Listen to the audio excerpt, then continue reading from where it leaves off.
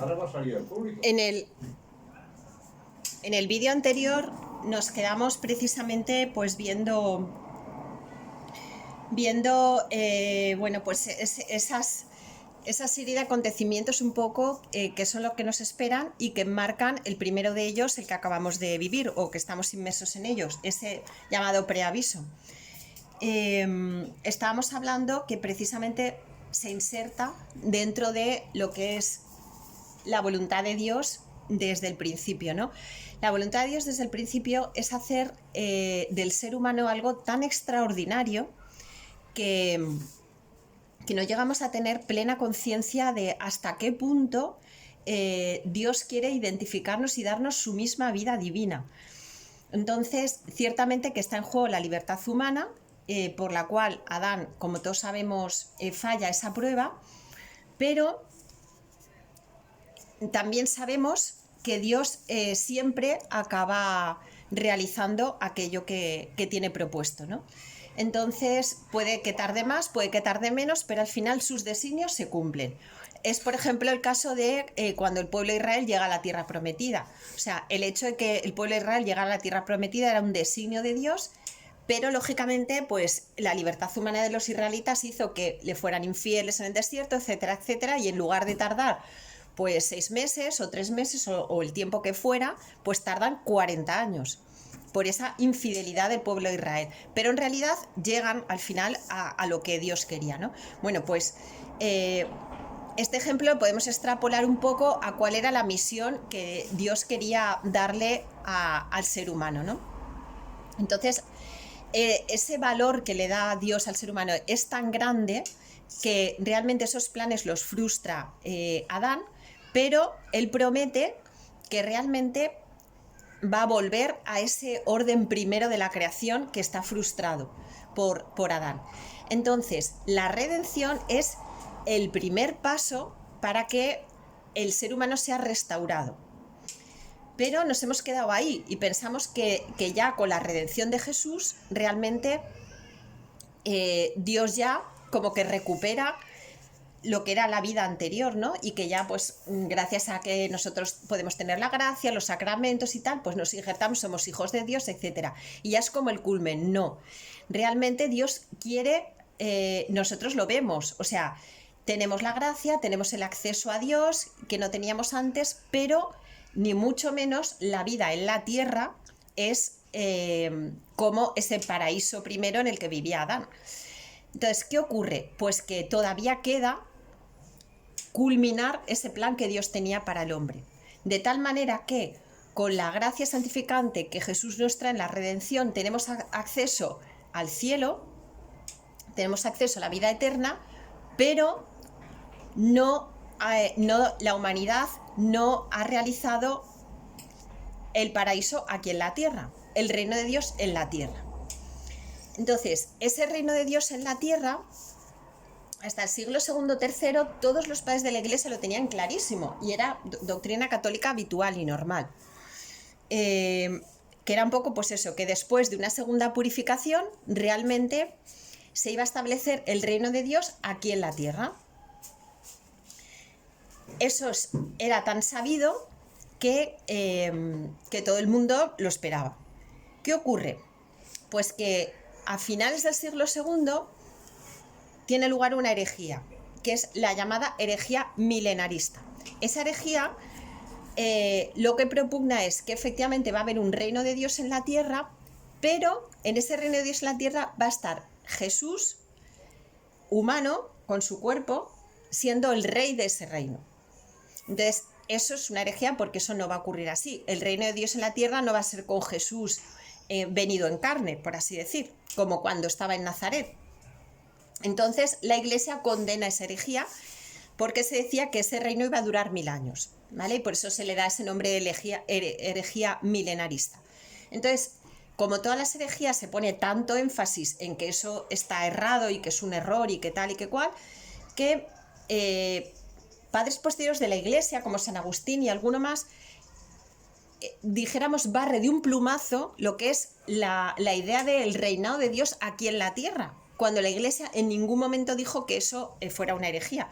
La herejía es simple y llanamente que el rey de ese reino fuera Jesús venido en carne. Pero que va a haber un reino de Dios en la tierra, va a haber un reino de Dios en la tierra. De hecho, el catecismo de la Iglesia Católica actual lo recoge, por tanto es una doctrina habitual. Pero es una doctrina que por esa herejía normalmente es una verdad que la mayoría de la gente desconoce. Pero tiene tanta importancia que el propio Jesús en el Padre Nuestro nos hace pedir su reino. Y además dice que en ese reino va a ser el reino de su divina voluntad, en la cual lo mismo que se hace la voluntad de Dios en el cielo, también se va a hacer en la tierra, durante ese reino. Entonces, a lo que estamos a las puertas ahora es de ese establecimiento del reino de Dios en la tierra. ¿Qué ocurre? Que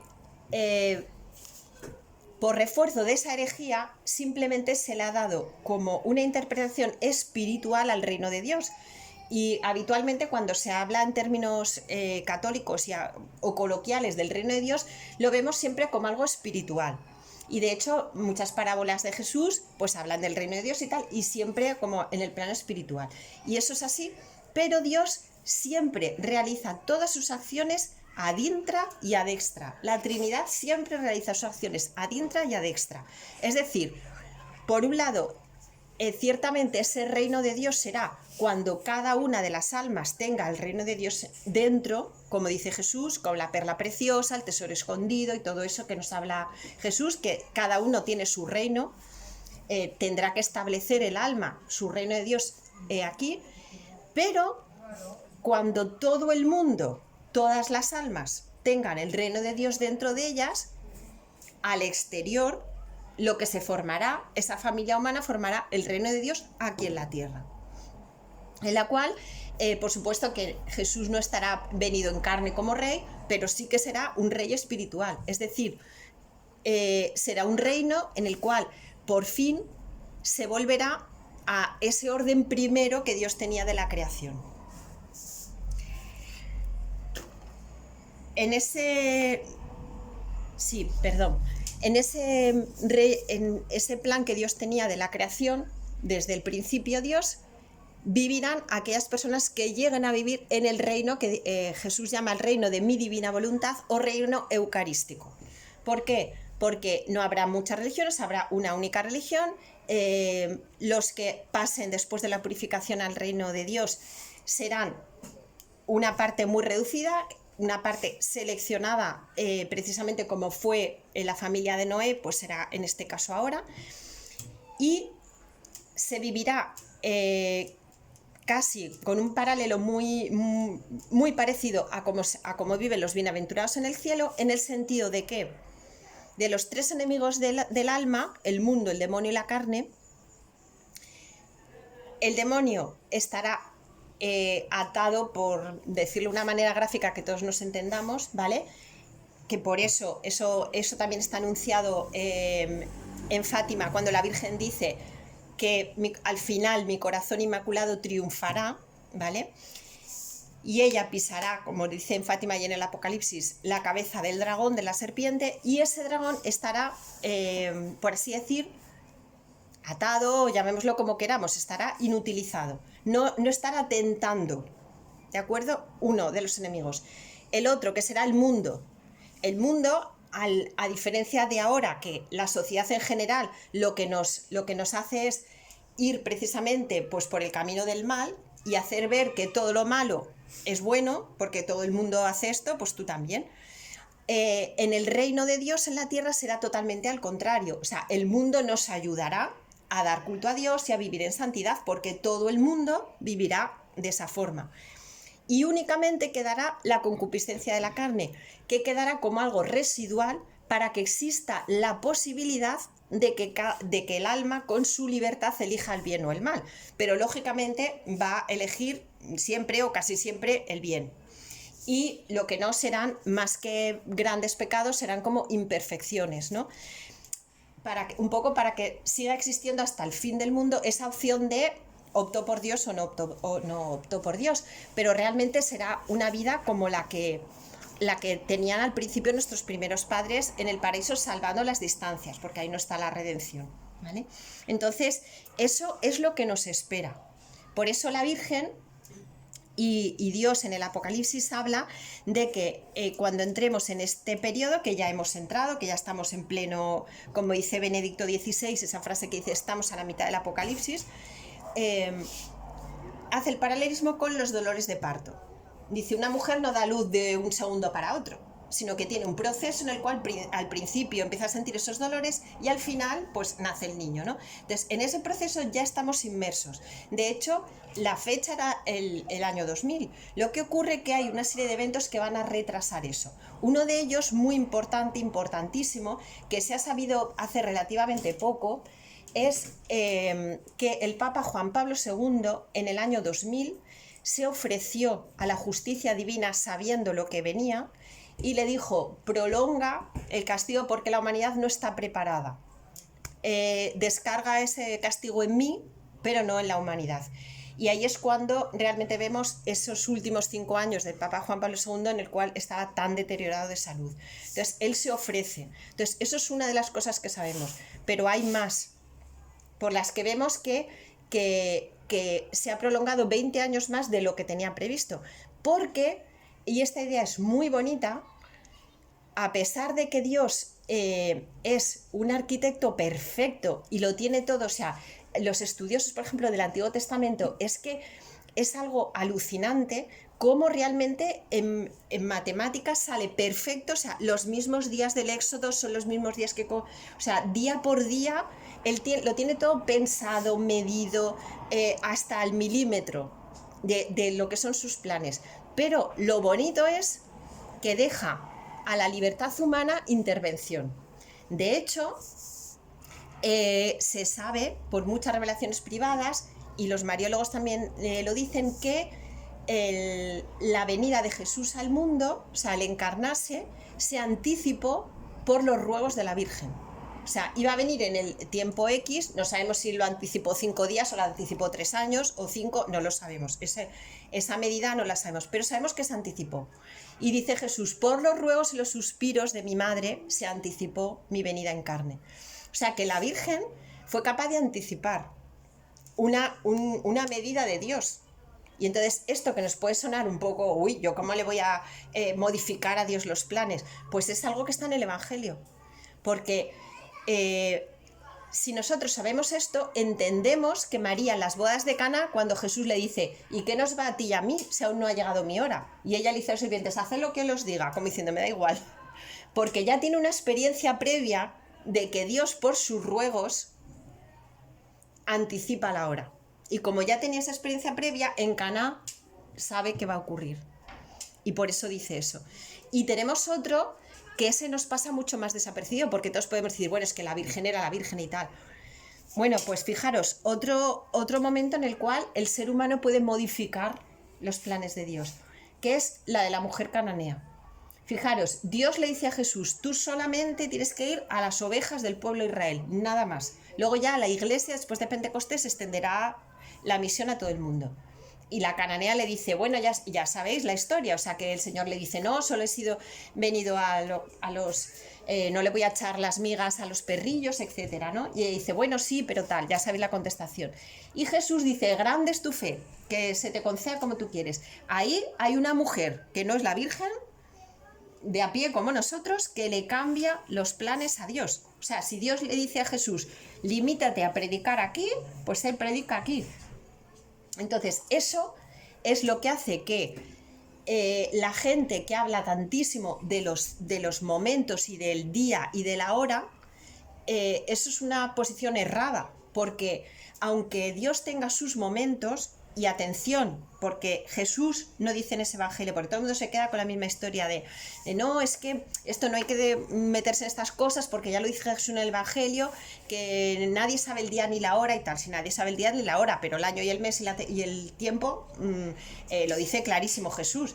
Dice, hipócritas, ¿sabéis el viento y no sé cuánto? Si viene de tal esto que va a hacer calor y que si viene una nube tal, y luego no sabéis no sabéis discernir los signos de los tiempos. O sea, que hay que leer el evangelio todo, no solamente lo del día y la hora, hay que leer lo otro, Con lo cual, día y hora no, pero mes y año y época, pues sí que se puede discernir. Pero nunca con una exactitud total, porque entra en juego esa libertad humana que puede modificar, ¿vale? Entonces, lo que nos espera es ese reino extraordinario que vendrá a los que hayan pasado esa purificación, en el cual será eso, pues el reino de Dios en la tierra, que será un reino en el que se vivirá siempre Dios en todo, Dios en cada alma y Dios en el centro de todo, y Él será verdaderamente el rey. Y es muy curioso porque en Medjugorje la Virgen, al principio, cuando en todas las apariciones marianas, esto ya lo sabréis, que siempre llega un momento que los videntes le preguntan a la Virgen, bueno, ¿y quién eres? ¿No? Porque a veces creen que es una señora, o qué tal, o que es un ángel, o no sé qué. Entonces, pues la Virgen en diferentes apariciones le va contestando, pues soy la Virgen del Carmen, o soy la Inmaculada, o soy lo que sea.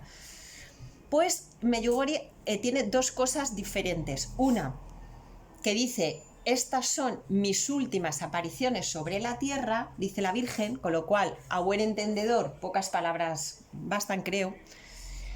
Estamos en el año 39 de Medjugorje, 2020 es el 39. Y la segunda cosa que dice es la siguiente: cuando le preguntan, ¿tú quién eres? Ella dice, yo soy la reina de la paz. En todas las demás que ha habido en toda la historia, ella dice, yo soy la Virgen de... Y aquí es la única que dice, yo soy la reina de la paz. No dice, soy la Virgen de la paz. ¿Por qué? Porque ella es la reina de ese reino que va a venir. Y ya San Luis María Griñón de Montfort, que sabéis que es el santo preferido de Juan Pablo II, porque escribe el Tratado de la verdadera devoción a la Virgen, ya habla de nosotros diciendo que seremos los apóstoles de los últimos tiempos, en los cuales María va a tener un papel preponderante. Porque así como el ángel exterminador en las jambas de las puertas de los israelitas lo marcaba para que cuando viniera la plaga por allí pasara y no les hiciera nada a los israelitas, así la Virgen en estos tiempos va a marcar a sus elegidos para que no les ocurra nada y pasen al reino de Dios. Entonces, por eso la Virgen ha sido siempre extraordinariamente importante, pero ahora Dios Padre le ha dado a ella ese encargo, esa deferencia, que sea ella la que preserve a los elegidos. Entonces, se llama Reina de la Paz porque ella va a ser la reina junto con Jesús, que va a ser el rey. Y de la paz, ¿por qué? Primero, porque la paz siempre es el punto final, siempre. De hecho, el Papa, creo recordar, si no me equivoco, que fue Pío XII, si no me equivoco, el que en la Segunda Guerra Mundial puso la última advocación de las letanías, Reina de la Paz, precisamente para pedir por el fin de la contienda. Y es la última. Y de hecho, si os fijáis, cuando algún papa intenta meter alguna letanía más, siempre la meten entre medias, nunca la meten después de Reina de la Paz, porque la paz es el punto final. La paz, para los judíos, no es como nosotros lo entendemos, de una tranquilidad, un tal. La paz es el colmo de las bendiciones. O sea, en la paz está todo. Está la felicidad, está la alegría, está el contento, está el consuelo, está todo. Para un judío decir paz es tenerlo todo. El shalom judío es mucho más rico que nuestra etimología de la paz. Entonces, la Virgen, al decirme que soy la reina de la paz, es porque ella ya deja de ser la Virgen de, y ya voy a ser vuestra reina. Y la reina del punto final que es la paz. Y cuando vosotros tengáis la paz, lo vais a tener todo. Entonces, es muy importante que sepamos que esta última batalla, para estar preparados, porque claro, que en este preaviso del COVID toda la humanidad se hubiera convertido, pues fenomenal, todo esto que estamos hablando ya es extra, ¿vale? Pero seamos realistas, lo que ha ocurrido pues es pues que ha venido una serie de medidas, entre ellas el confinamiento, que ha tenido distintas consecuencias humanas y espirituales. A nivel humano, ¿qué ha ocurrido? Primero, una eutanasia indirecta, es decir, como nos sobra la gente mayor, porque les tenemos que pagar las pensiones, pues fenomenal. Confinamiento. Después, aumento de las depresiones, de la atrofia muscular y de las demencias. Aumento exponencial de los divorcios y de las violencias familiares. Adicción tecnológica y ludopatías. Todo eso ha ocurrido en los meses de confinamiento. Eso no lo digo yo, ni eso es así. Y a nivel religioso, ¿qué ha ocurrido? al impedir que los fieles tengan la práctica sacramental? Primero, un retroceso importante en la práctica sacramental. Todas las conferencias episcopales del mundo están de acuerdo que ahora que se ha podido volver a las iglesias, ha habido un número mucho menor del que había antes. O sea, ya hay mucha gente que ya, o por miedo, o porque ha dicho, total, si aquí en casa nos apañamos y tal, no ha vuelto. Luego, muchas depresiones de sacerdotes, que les han tenido que dar asistencia psicológica porque se han visto como que ellos son prescindibles. Dejaciones de muchos sacerdotes que han dicho, yo estoy confinado, yo no hago nada, y cuando ha pasado esto, pues más o menos han seguido igual. Pérdida grandísima de lo que son el valor de los sacramentos. Para muchísima gente ya, si la confesión ya tenía poco valor, ahora ya menos, porque tú haces un acto de contrición en tu casa y ya el Señor, como lo sabe todo, te perdona. Pues ahora ya no vamos. Y luego con la Eucaristía ya ha sido el no va más. Al obligar a la gente que haga la Eucaristía en la mano, pues ha habido una cantidad de hostias tiradas por los suelos, se ha agravado muchísimo el respeto eucarístico, como no podemos pasar la bolsita del dinero en el momento que se hacía, pues lo pasamos en el momento de la acción de gracias. Entonces está la gente, después de hacer la acción de gracias, pendiente que si tiene que echar 1 euro, tiene que echar 2. Y ¡ay! El gel, ¡ay! La distancia, ¡ay! Todo eso en detrimento de la atención, que ya hemos hablado antes, como nunca, jamás en la vida se ha contagiado nadie de esto ni de nada por recibir la Eucaristía. Entonces, en lugar de estar atentos a la recepción de la Eucaristía, estoy atento de, ¡ay, la señora! ¡Ay, esto! ¡Ay, el gel! ¡Ay, la mascarilla! ¡Ay, tal! Entonces, todo eso estaba muy pensado.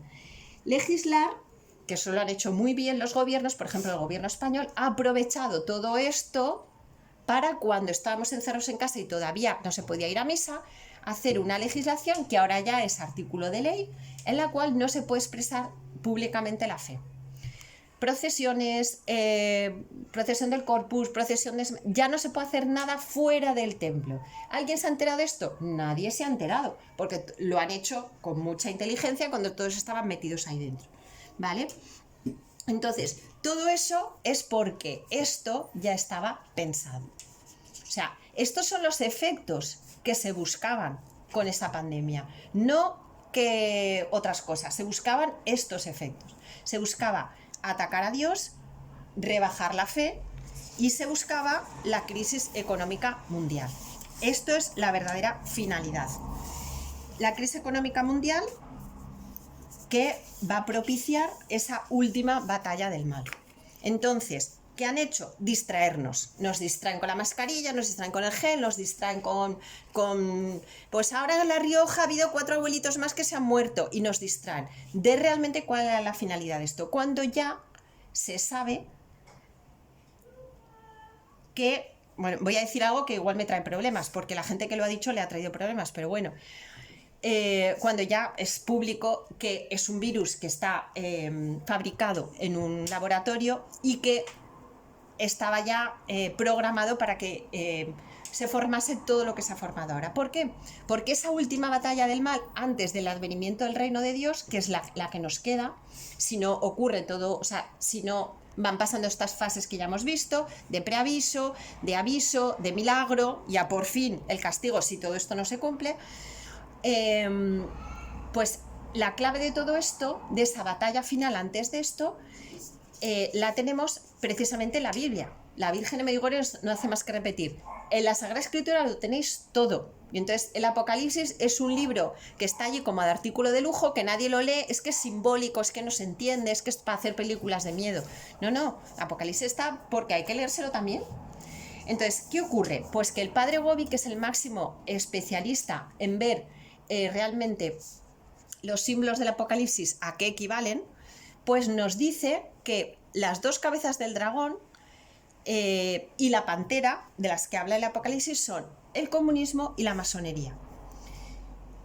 Esos son los 2 grandes enemigos de la Iglesia que han querido acabar con la Iglesia desde el principio, desde 2 frentes muy muy diferentes. El comunismo desde una manera muy llamativa y muy exterior, y un estrato social pues más esto pues más desfavorecido, lo que sea y tal, y la masonería siempre en la sombra, en gente intelectual, gente con dinero, élites tal, muy diferente, pero la estrategia al final es de Satanás, que mueve los hilos hacia un movimiento o hacia otro. ¿Qué ocurre? El demonio sabe perfectamente, Satanás sabe perfectamente, porque también vive en ese presente, que le quedan 2 telediarios, por decirlo coloquialmente. O sea, si en el reino de Dios él va a estar sujeto y no va a estar activo, ya le queda, dijésemos, el colofón final. Entonces ese colofón final, que ya es lo último que está haciendo, ya sabemos que es el siglo XX, y eso es público. Eso es público porque ya sabemos la visión del Papa León XIII, eso lo sabemos todos. Cuando el Papa León XIII tiene esa visión en la que ve que Satanás se acerca al trono de Dios y le dice, como ya se va a terminar mi acción sobre la tierra, déjame un siglo para que intente captar todo lo que pueda. Y Dios le da permiso.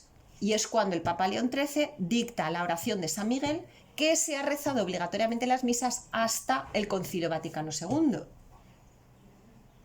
Y con eso se preservaba. Ahora ya nadie reza esa oración, o poca gente.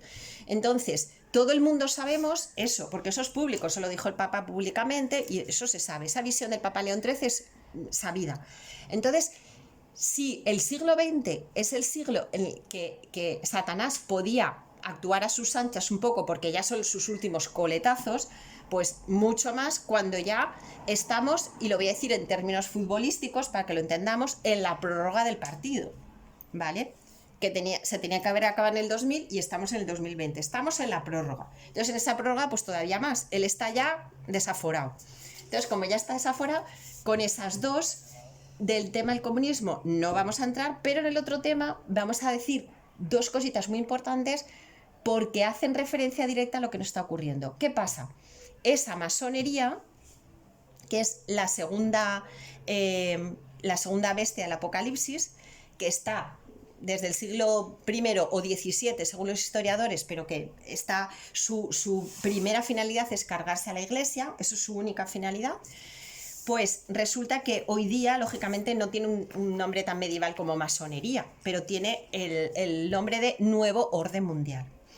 Nuevo Orden Mundial, esas siglas de Nuevo Orden Mundial, lo que pretenden es, con esa élite de personas muy preparadas intelectualmente, que están en la cumbre de las empresas, con muchísimo dinero, que manejan todo. Lo más visible es Soros y el Club Bilderberg, que todo el mundo lo conoce. Bueno, pues como Soros y como el Club Bilderberg y todos los demás que actúan ahí, forman parte de ese nuevo orden mundial. ¿Qué quiere el nuevo orden mundial? Hacerse con el poder de todo. Un solo gobierno, una sola moneda, una sola religión manipulada por ellos, lógicamente, y una policía de ellos, lógicamente, y pues eso, lo que entendemos por un nuevo orden mundial en el cual ellos, esa élite, son las que gobiernan al mundo entero. Eso han estado dando muchísimos pasos desde hace muchísimo tiempo para llegar a eso, pero es muy difícil culminarlo, porque se tienen que quitar de un plumazo las identidades nacionales. Hay que quitar los países, hay que quitar las diferentes legislaciones, las diferentes culturas, pero ya hay mucho camino andado con el tema de la aldea global, con el tema de pues todo esto, las leyes de género y todo esto que nos suenan a todos. Bueno, ya tienen mucho camino andado, pero para dar la estocada necesitaban una crisis económica mundial, de tal manera que ante esa crisis haya alguien que diga, yo soy el que os va a sacar de la crisis, de tal, y a esa persona, pues un poco todo el mundo, toda la humanidad, entenderemos que es un poco nuestro salvador, entre comillas, que nos ha reflotado y que nos ha conseguido. Entonces, para hacer esa crisis económica mundial, no se podía hacer de otra manera más que teniéndonos confinados, porque si no llega un momento que la Europa occidental y los Estados Unidos hubieran rehecho la economía de alguna manera. Cualquier otro ataque no hubiera dado consecuencia a lo que ha dado. Entonces, cuando ellos se reúnen y deciden hacer esto para llegar al nuevo orden mundial, alguien les da el planteamiento de decir, oye, es que si hacemos este virus que está en un laboratorio y tal y cual, casualmente en la China comunista, qué casualidad que esté ahí, ¿verdad?, donde se genera, claro, le dicen, oye, es que esto es un arma de doble filo, porque los tendemos, también nosotros nos podemos contagiar y tal cual, o no sabemos si va a haber tantos o cuantos y tal. Contestación de esa élite. ¿Y qué más da? Da igual el número de muertos, si son más o si son menos. Si nosotros tenemos los medios de comunicación en nuestro poder, da exactamente igual. Podemos decir que hay más o podemos decir que hay menos. Y toda la opinión pública comerá de nuestras manos. ¿De quién bebe? O sea, ¿dónde están insertados directamente? En la ONU y dentro de la ONU la Organización Mundial de la Salud. La Organización Mundial de la Salud es la que ha dictado todas las medidas que conocemos en todos los países y todo. Entonces nadie discute, oye, lo ha dicho la Organización Mundial de la Salud. Pues claro, dentro de la Organización Mundial de la Salud están estas personas. Entonces, bueno, pues llegarán a esto, ya han llegado a esto ya de hecho, y irán avanzando en este sentido para que al final pues lleguemos a ese gobierno único. En paralelo tenemos la vida de la Iglesia. Y con esto voy a terminar. Llegará un punto álgido en el que ese gobierno mundial que al principio nos va a tolerar, bueno, estos que se reúnan ahí, rezar el rosario, que no hacen mal a nadie, tal, a mí no me tal, nos van a tolerar, pero llegará un punto en el que ya directamente no podremos, o sea, no nos van a tolerar. Entonces, en ese momento ya es cuando será, pues eso, los 3 días, esto ya como últimos, en los cuales será el sufrimiento mayor y después ya vendrá el reino de Dios. ¿Qué ocurrirá con la Iglesia? Bueno, pues eso está en el Catecismo de la Iglesia Católica, o sea, lo dice el Padre Michel porque ha tenido esa revelación ahora, pero que ya en el Catecismo de la Iglesia Católica lo podéis ver el que queráis porque está y lo dice clarísimo además, que la Iglesia tiene que pasar por la misma pasión que su fundador, la misma, de tal manera que llegará un momento en el que parecerá que casi ha muerto, como Jesús en la cruz, que incluso habrá llegado a la muerte, pero no morirá, resucitará en el reino de Dios en la tierra. ¿Qué ocurre? Que ese paralelismo se va a cumplir de tal manera que, por ejemplo, al Padre Michel le da incluso nombres. Le dice que el Papa Benedicto es Juan, le dice que el Papa Francisco es Pedro, que es el Papa legítimo, pero que ha cometido 3 negaciones muy importantes, que luego se va a dar cuenta que no lo ha hecho correctamente, va a pedir perdón y lo va a intentar deshacer, pero los acontecimientos políticos y de la tierra no le van a dejar dar marcha atrás. Que ha cometido 3, igual que Pedro cometió esas 3 negaciones, pues que él ha cometido también 3 errores. 3 errores importantes, uno ya que creo que son sabidos por todos, el sínodo de la Amazonía, el tema de Alemania, el tema de lo de los divorciados, etc. Tampoco ha sido un testimonio en el momento de la pandemia, porque fue el primero que salió en todas las televisiones con el Vaticano cerrado. Luego ha tenido un gesto de humildad impresionante que realmente dice mucho de él, porque cuando ya llevaba prácticamente un mes o menos de un mes, él salió en televisión además, y se puede ver en YouTube por cualquiera, diciendo que un obispo le había parado por el pasillo y le había dicho: Santidad, ¿usted cree de verdad que esto el Señor lo quiere? Que haga usted una misa que no haya nadie. Podemos venir aquí con medidas de seguridad, con distancias y con tal y que cual, pero no esto, porque es que usted no se da cuenta que usted es la referencia y que todo el mundo está viendo esto y que todo el mundo va a hacer lo mismo. Y el Papa en televisión, en esa grabación, dice, y yo me quedé pensativo y dije, ¿qué razón tiene este obispo? Y entonces dio marcha atrás y ya dijo, bueno, pues vamos a seguir con lo que estamos haciendo, pero ya un poco pues con las misas que ahora estamos viviendo, ¿no? O sea que él tiene ahí 2 momentos, pero claro, no se da cuenta que él es una referencia. Entonces fue un gesto de humildad extraordinario el que dijera eso y que la idea no la había tenido él, se la habían dado y qué tal. Pero lógicamente, por ejemplo, Dios le dice al Padre Michel que hay que rezar muchísimo por él, porque vive en estos momentos. Hay tal oscuridad, el demonio se ha encargado de que haya tal oscuridad que lo que quiere precisamente es la división, la oscuridad y que no se vea. Entonces habla de eso, de que el Papa Benedicto es Juan, que el Papa Francisco es Pedro, y que hay un anticristo y que hay un Judas, igual que hubo en la Pasión del Señor, hay un Judas que está dentro de la jerarquía eclesiástica y que llegará un momento que se destapará. Entonces, llegará un momento que ya no podremos dar culto, que en Roma ya en el Vaticano no se podrá dar culto, que viviremos un poco pues como se ha vivido en la Revolución Francesa, que se daban las misas en las casas, o en muchas guerras, o en los primeros cristianos y tal y cual, que eso será poco tiempo, y después, cuando ya aparecerá que es que la Iglesia ha desaparecido, porque ya no estará el Vaticano como algo oficial, vendrá el reino de Dios, y ya vendrá el primer papa del reino de Dios, que se llama Pedro el Romano, ¿vale? Entonces, todo esto es un poco en paralelo lo que va a pasar en el mundo y en la Iglesia. Y lo más importante es que todo esto, que es lo que está anunciado, por todo lo que os he dicho, nunca es inamovible, sino que siempre está la libertad humana, que puede modificar, o que puede orar, o que puede hacer, por ejemplo, por el papel que hizo la Virgen. Y ya hay mucha gente y muchos sacerdotes y muchos obispos que están añadiendo la palabra ya cuando rezan el Padre Nuestro. Venga a nosotros tu reino, ya. Y es como una manera como de unirnos a la Virgen para decir, queremos acortar todo, que como se decía antiguamente, que sea una hora cortita, ¿no? Cuando las mamás iban a tener el niño, ¿no? Como diciendo que no sufras mucho, que sea una hora cortita.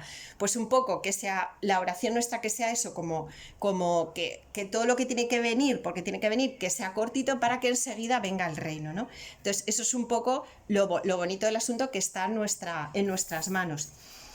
Y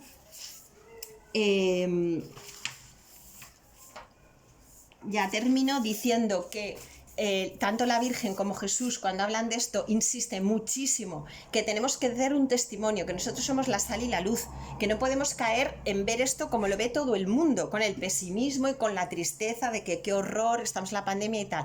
Nosotros sabemos el final de esta historia, y el final, igual que después de la cruz fue la resurrección, el final para la humanidad va a ser el reino de Dios, va a ser un reino tan extraordinario que si nos vamos al cielo, pues estaremos gozando en el cielo maravillosamente, pero que si pasamos la purificación y nos quedamos, va a ser tan extraordinario que va a ser maravilloso. Entonces, como nosotros sabemos el final y sabemos que la película, entre comillas, acaba bien, lo que tenemos que hacer a los demás es, sobre todo, vivir en la confianza y en el abandono, que es lo que siempre nos insiste muchísimo Dios. Y es como la asignatura pendiente. De hecho, todos los sacerdotes que quieren sacar adelante una causa de beatificación de cualquier santo, todos coinciden en lo mismo, que hay dos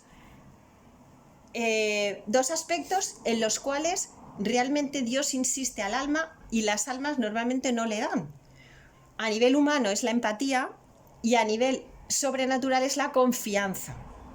Entonces, muchísimos santos se ven como decían, no, es que yo pues te voy a dar estos sacrificios, o hacían sacrificios, o insistían mucho en ser muy intachables moralmente y no tener mal genio, o ser muy buenos, o hacer muchas obras de caridad o tal y cual.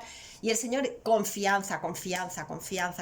Es como la asignatura pendiente que no acabamos de estar en ella. Y ahora mismo, para los tiempos que vamos a vivir, es imprescindible, porque vamos a vivir como Pedro andando sobre el agua. O miramos a Jesús y tenemos confianza que no nos vamos a hundir, o vamos a vivir como todo el mundo, que es que horror, que ya me estoy hundiendo, que el agua me llega por aquí. Entonces, tenemos que vivir en la confianza y en el abandono, pero de una manera heroica. Nos pide el Señor alegría heroica, nos pide confianza heroica, y nos dice que solo con eso podemos llegar a ser santos, que en estos momentos no nos pide nada más. Solamente eso. ¿Para qué? Para ser sal y luz en un mundo que ahora más o menos están en se cierra el paréntesis y volvemos tal, pero van a venir más cosas. Entonces, en esta oscuridad que nadie va a saber interpretar, porque la Iglesia ha fallado la mayoría con la interpretación, los políticos, la economía, todo el mundo están desconcertados y no saben, bueno, pues nos pondremos el gel y tal, y nadie sabe que haya alguien que sea como una roca, que sea como un faro, que diga, no os preocupéis, que no pasa nada. Estos son los dolores de parto. Es como la mamá que dice, ay, me duele mucho, ¿y qué pasará? Y la otra que ya ha tenido hijos le dicen, eso es normal, no te preocupes, eso te tiene que pasar. Y después de eso vas a tener tu hijo. Y no te vas a acordar de lo horroroso, porque vas a ver tu hijo, la felicidad que te da, ¿no? Entonces, a partir de entonces, de eso, empezar a ejercitar nuestra confianza, como ejercitamos el cuerpo en el gimnasio. ¿Cómo se ejercita la confianza? Con pequeñas cosas. Si nos van a venir tiempos muy duros, no vamos a tener confianza si no estamos ejercitados en el gimnasio de la confianza. ¿Qué quiere decir? Pues que en lo poco, en lo cotidiano de cada día, empezar a hacer actos de confianza en Dios. ¿Vale? Es decir, ay, no voy a hacer no sé qué porque me va a pasar no sé cuándo. Bueno, pues que no pasa nada, ponlo en manos de Dios, que su voluntad está sobre todo. Y empezar a pensar que si creemos que somos hijos de Dios, creérnoslo, porque no nos lo creemos. Lo decimos con la boca y lo pensamos, pero no nos lo acabamos de creer. Y aquí voy a meter una cuñita personal. Yo tengo la suerte de tener un padre extraordinario. Entonces, teniendo un padre extraordinario, o sea, por analogía, me resulta mucho más fácil vivir en la confianza. Porque digo, si mi padre de la tierra, o sea, me quiere como me quiere y me cuida como me cuida y vamos, haría lo que fuera para que yo no sufriera, pues cuánto más mi padre del cielo. Entonces, o sea, eso lo tenemos que tener al vivo. O sea, lo tenemos que vivir de verdad. Porque si no, nos metemos en el plano humano que ve todo el mundo y entonces nos liamos a ver periódicos y televisión y ni leemos la Biblia, ni vemos el testimonio de los santos, ni le damos ninguna interpretación a esto. Y ahora se nos está pidiendo confianza heroica, alegría heroica para dar testimonio y, sobre todo, ya la espiritualidad que vivíamos hasta ahora ya se ha quedado caduca, ya se ha quedado pequeña. A partir de ahora ya no podemos vivir como vivíamos antes la relación con el Señor, porque lo que nos espera es muy fuerte. Somos los apóstoles de los últimos tiempos, nos lo dice la Virgen. ¿Eso qué significa? ¿Eso qué significa?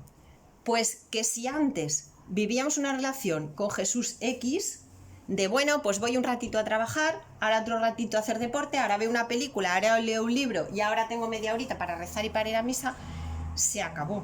O sea, ahora tengo ya que vivir como viviremos en el reino. Yo soy un pez que está en un mar y el mar es Dios, entonces Dios está en todo. No se trata de ser aquí unos fanáticos religiosos ni vivirlo como una cosa artificial, no, vivirlo con la total naturalidad que vivía Adán en el paraíso, pues que todo le hablaba de Dios, las flores, los pájaros y todo. Entonces, a partir de ahora, hacer lo que la Virgen de Medjugorje nos dice. ¿Qué nos dice ella? Nos dice: no os preocupéis cuando le dicen a las videntes, oye, ¿y vosotros que sabéis que va a haber castigos y tal? ¿Cómo habéis tenido tú 4 hijos, tú 5 hijos, tú tantos hijos? Pero qué horror, si ahora viene un castigo y tal y cual. Y todos los videntes contestan lo mismo. No, si la Virgen nos ha dicho, tener muchos hijos, que ya veréis lo maravilloso que van a vivir ellos. O sea, es al revés. Entonces, cuando ella, ¿qué es lo que nos dice? Orad, orad, orad. ¿Eso qué significa? ¿Que estemos todo el día rezando el rosario, Padre Nuestro? No. Significa que cuando hagamos oraciones vocales, las disfrutemos y estemos como el que está allí en las faldas de su madre. La disfrutemos. Y segundo, que no podemos dejar de estar desconectados de Dios. No podemos desconectar de Dios. Entonces, orad, orad, orad significa: no puedo nunca soltarme de la mano de mi papá Dios y de mi mamá la Virgen. No podemos soltarnos. Si seguimos viviendo en la prepotencia y en la soberbia de que el hombre ya, con la tecnología que tiene y con los medios y con mi razón y con mi inteligencia ya me lo sé todo y yo a Dios no lo necesito para nada, aparte que yo ya soy de un grupo ya muy comprometido, soy de los focolares o de tal, y yo ya vivo una santidad maravillosa y tal, y yo ya no tengo nada más que saber, entonces vamos a ir al traste. No soltarnos porque nos vienen cosas duras que luego van a ser maravillosas. No soltarnos de la mano de Jesús por un lado y de María por otro. Pero viviendo con una alegría tremenda, porque ellos, si no queremos, no nos sueltan. Entonces ya no podemos hacer compartimentos estancos de oración. Ahora tenemos que vivir en conexión permanente desde que nos levantamos hasta que nos acostamos con ellos. De esa manera podemos hacer como Pedro, que andaba sobre las aguas y no se hundía, porque miraba a Jesús. ¿Cuándo se hundió? Cuando notó el viento, miró abajo y dijo, madre mía, si yo no puedo andar sobre el agua, y se hunde.